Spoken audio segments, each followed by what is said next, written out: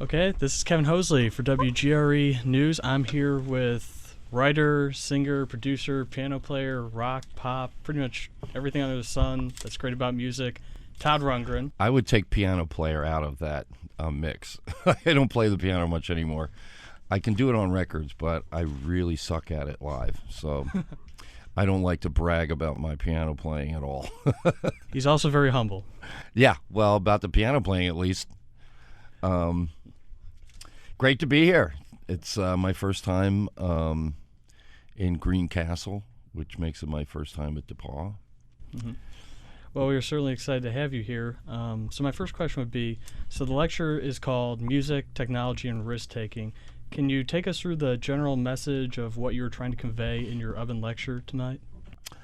Well, that's really just a placeholder, I would say. We're not going to try and keep it strictly to any one of those things. I want to talk about what people are interested in more than anything.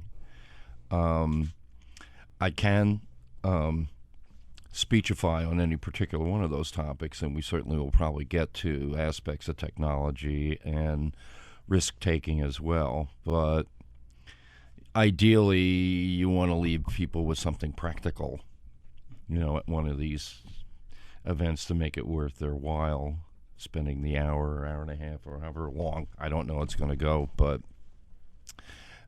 ideally, yeah, something practical, something that transcends my experience and is fitting of a more general kind of experience. I'm sure it'll be pretty interesting no matter what. Well, I hope so. It's the worst thing in the world to be boring, because I know what it's like to be bored. So I certainly don't want to contribute to anyone's sense of boredom already, but I think we'll have a good time. We're going to hopefully have a lot of interaction with the audience and get to deal with the particular issues that they're interested in. Okay, so my next question, in your crossover from performing to producing, what skills have you developed, and how has your ear for sound and music changed since that time? It's funny, when I got into producing, I thought it was a way to get away from the politics of being in a band. But one of the unheralded aspects of being a record producer is the fact that you also have to be a politician and a psychiatrist and, various other less music. You wouldn't think of them as being directly related to the production of music.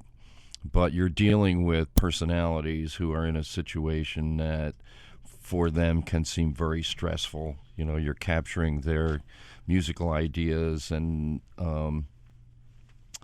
depending on their comfort level in the studio, you may have to do a lot of hand-holding. You may have to get between various members of a band, to try and get them to settle issues that probably should have been settled before they come into the studio. But record production isn't simply knowing about what all the knobs do, or even where to put the microphones, or even what is the best key to modulate to, at this point of the song. It is also an aspect of performance, trying to get the musical act, whoever they are, to forget about the fact they're in the studio and perform as if they were in front of people. So my next question is kind of a college-esque question, but I'd like to ask you that what is in your iPod right now? So who are some of the new artists that have caught your ear and your attention? Well, I don't have an iPod. I do have a computer with a fairly big library, but I haven't spent much time collecting new music to my shame. I don't have a lot of the new artists on my lips, and I also hear a whole lot of bitching about like the status of music, which doesn't make it appealing, to go out and sort of look for new artists. I know of some new artists because I have a 17-year-old son, and he listens to them, and he's got probably better than average taste, but a lot of it does tend to blend together. Linkin Park has spawned so many little Linkin Parks that it gets hard to tell them apart. And And in that sense, I guess I'm just like everybody else. I'd like to hear something really new and different, and then I'll probably be able to focus a little better. The risk of sounding biased, I totally agree with your Linkin Park statement. So 2 more questions. So you're here in Greencastle for the night. You're giving your speech, but what are your future plans after this? Well, I'm still on tour. I'll be continuing on in Covington, Kentucky tomorrow, and then throughout the Northeast and ending up in Chicago. Then I will take a couple of days and go see my oldest son play some baseball in Tulsa, Oklahoma. Then I'm going to be one of the counselors, I guess you call it a counselor, at a rock camp in Los Angeles for a couple of days. And then I'll go back to Hawaii. I have about a month off, and I'll noodle around with little projects that I have, but mostly just try and relax, because in June I start touring again. So it's a lot of touring. Most interesting recent event was that I haven't done a lot of productions recently, but I did do the New York Dolls next record, and that'll be out in May, I believe. So there's that. There's something you did in the past, but people don't know about it until the future. So I could say that that's something interesting to look out for. And I have one more pressing question that's kind of from my own curiosity. As you may know, WGRE's 60th birthday is coming up soon, and we received a very special birthday wish from Comedy Central Stephen Colbert of The Colbert Report. Oh, sweet. And when former Cars vocalist, I'm sorry to say his name is difficult to pronounce, Rick Ocasek. Ocasek. Okay, yeah. I was way off. Was asked, I like your pronunciation better. It sounds more like a vegetable or something.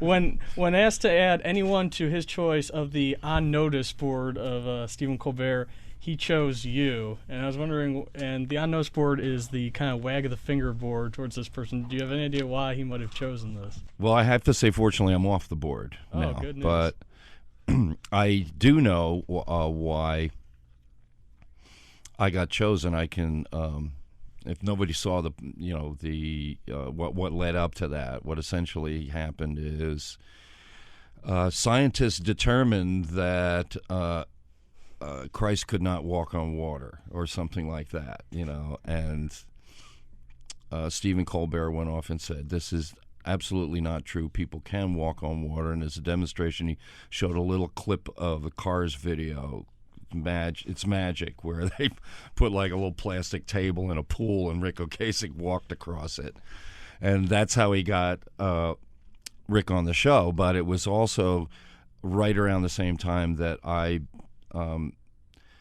decided that I would sub for him in the new Cars. Rick decided he didn't want to tour anymore, and he wasn't going to go out, so I became the lead singer of the Cars. And I think that this was just some sort of I don't think it was there was any ill will behind it. I think it was a funny gag. But when that happens to you, you don't see it coming. I watch the show fairly religiously, and when they suddenly pull my name out of the box, you feel a little woozy, like, am I dreaming this? Yeah. But, I was on there for years, literally, until he got into this whole thing where he just cleared out a whole bunch of people. And then I, without even the opportunity to go in and plead my case, I would just remove from the list again. Kind of like, being swept up in Guantanamo or something like that, and then they declare you innocent and let you go. Well, it's both good and bad, really. Yeah, it's sort of. But it's always good to see him hold up your name, And whenever we've been to New York, I've offered to, come on the show and figure out what his gripe was. But now it's history. Well, Todd Rundgren, thank you for sitting down with us. Really appreciate it. My pleasure. Happy 60th.